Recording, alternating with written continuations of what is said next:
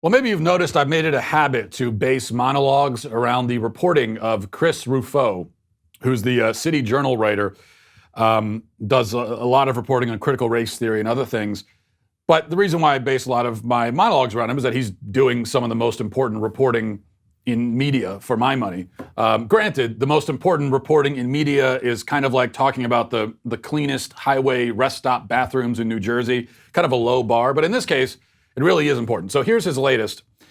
He says, quote, the principal of East Side Community School in New York sent white parents this, quote, tool for action, which tells them that they must become white traitors and then advocates for full white abolition. This is the new language of public education. Okay, white abolition, white traitors. The Federalist also has an article about this. They have more information. They say that the graphic also appears to have been produced and dispersed by the Slow Factory Foundation, a progressive climate and race action group in June of last year, shortly after the death of George Floyd.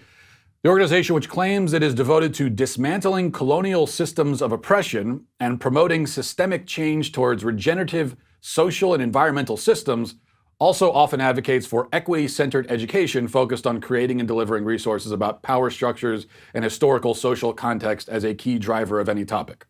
So this is a group that is now giving material to schools that the schools is then sending to parents and using in their classrooms, presumably. It continues, some of the group's initiatives include their study hall conference series devoted to using fashion as a medium for social and environmental change. And they're sponsored by many big-name donors, including Adidas, Tesla, YouTube, TED, other things as well. So this is a far-left organization, and this is what they're putting out, and now this school is using it.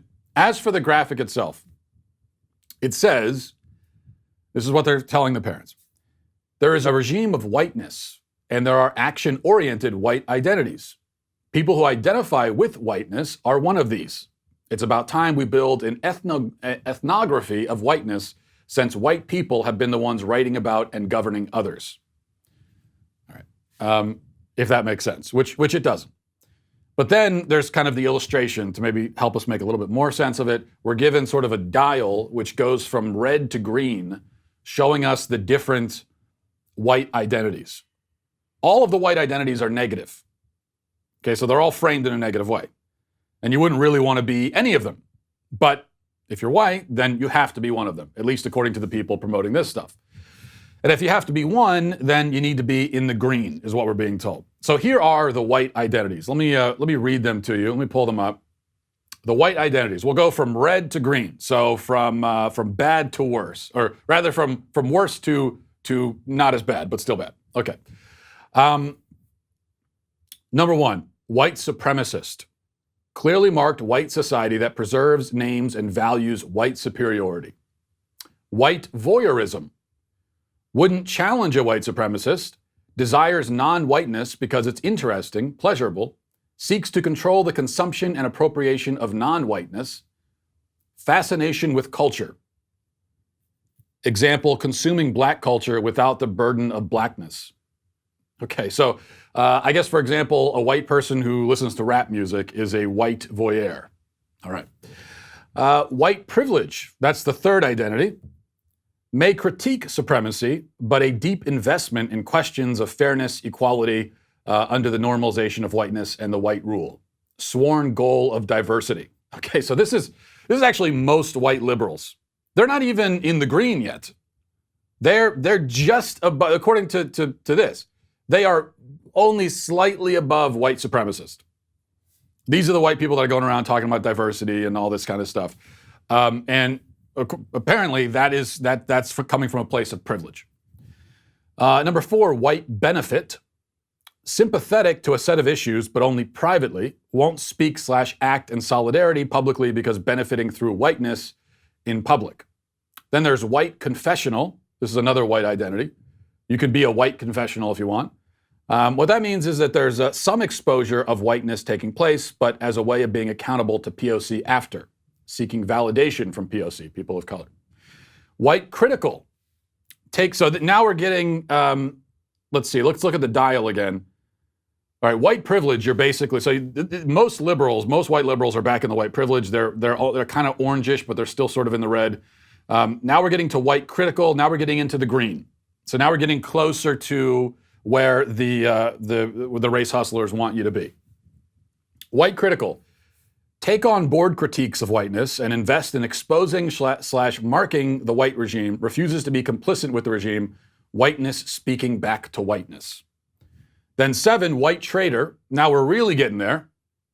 Actively refuses complicity, names what's going on. Intention is to subvert white authority, and tell the truth at whatever cost. Need them to dismantle institutions. And then finally, this is where they want everyone to be. If you're white, a white abolitionist. This is number 8. This is where you're firmly in the green. And a white abolitionist is changing institutions, dismantling whiteness, and not allowing whiteness to reassert itself. All right. This is, of course, racist in the extreme. There's probably no reason to belabor that point.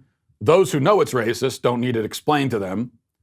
Those who don't recognize it as racist immediately are hopeless anyway. Or at least they're going to require a much longer explanation and a much longer argument than I can provide here. So instead of talking about the fact that this is absurdly racist, which it obviously is, and that this is a form of racism that is widespread, indeed systemic in our culture, instead of talking about that, I'd like to pull back and take a kind of panoramic view of the situation, if I could. Because this is just one way that self-loathing is instilled in the population, especially in children. Yeah, this was given to parents, of course, because this is the message that they're sending to everybody. But only imagine what the kids in school, if the parents are being told this, only imagine what the kids, whenever they end up back in school, are going to be told. And this is only one of the ways. It's not the only way that self-loathing is instilled. And it's not like you escape the self-loathing by being another race, because that's not going to happen either. Boys of all races are told that they're toxic, that they're infected with toxic masculinity, that their masculinity is yet another thing that has to be purged and deconstructed and destroyed. So think about already, now imagine a white boy being subjected to this kind of thing in school. They're just toxic down the line. Toxic whiteness, toxic masculinity. Everything about them, they're told, has to be deconstructed. They should hate everything about themselves. And for girls, it's the same, though it's not quite as explicit.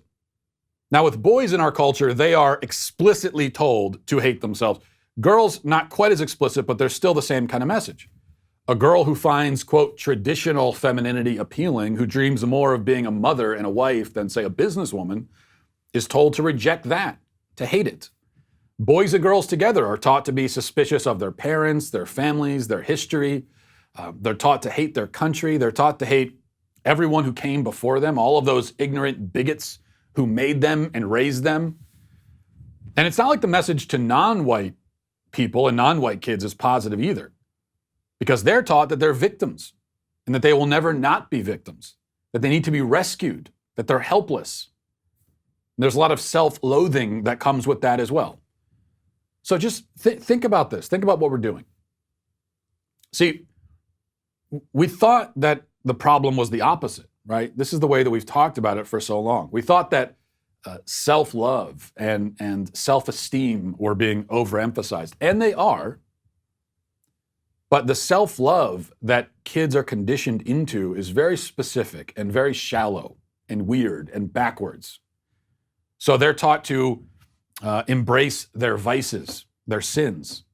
They're taught to define themselves by their sexual proclivities. They're taught to reject their biological sex and invent some new kind of gender for themselves. But underneath all of that, when you get down to the bottom of it all, we are not turning kids into overconfident narcissists, not at all. We may be turning them into narcissists in a certain way, because anyone who's focused intensely on themselves and can't see outside of their own interests, can't think about anything other than themselves, that's a narcissist. But just because you're thinking about yourself and you're focused intensely on yourself doesn't mean it's in a positive way. So we may be turning kids into narcissists in a certain way, but self-loathing ones. Self-loathing narcissists. We live in a culture of self-loathing narcissists. We're raising generations of self-loathing narcissists. Because that's the message that's being sent at the deepest level, right? Hate yourself. Hate who you really are. Reject it all. If you're a white boy going to school and totally exposed to modern culture, especially if you don't have a family, if you don't have parents, they're going to insulate you to some extent from that, then forget about it. It's nothing but self-loathing all the way down the line. But it's not just white boys, it's everyone to some extent. Hate who you really are, reject it, be something else, be someone else. Be who we want you to be, who we think you should be, not who you actually are. And then we wonder. We wonder why our kids are depressed and suicidal. Well, it's no mystery. It really isn't. Well, I hope you enjoyed that clip from the Matt Walsh Show. If you did, go ahead and hit that subscribe button right down there so you can stay up to date on all of our future content.